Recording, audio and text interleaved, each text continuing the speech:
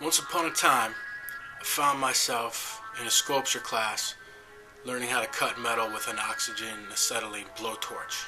My instructor took me in the back of the building and showed me how to cut metal on an old typewriter.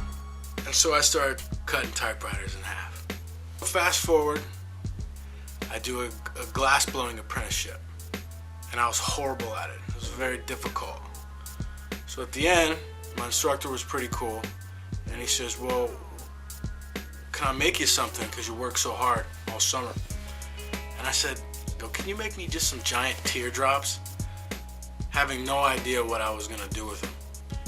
And so I get this glass home, and I thought it was a shame to just have them sitting in a box. So I inadvertently just picked them up and just stuck them in a typewriter that was blowtorched in half right in front of me until I figured out what to do with these things. And I took a step back and took a look at it and was like, wow. Just seeing that glass coming up from the rusty machine really did something to me.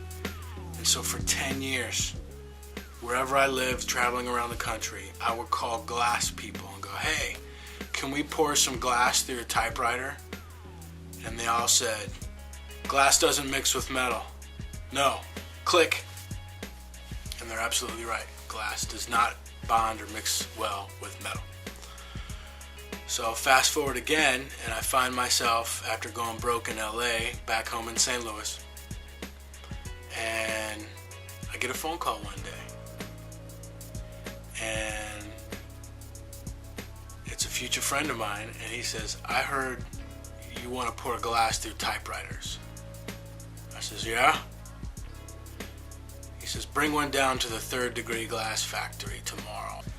And so we did a series of experiments on different sizes, shapes, and how to work and make glass work with metal, because the glass comes out at 2200 degrees.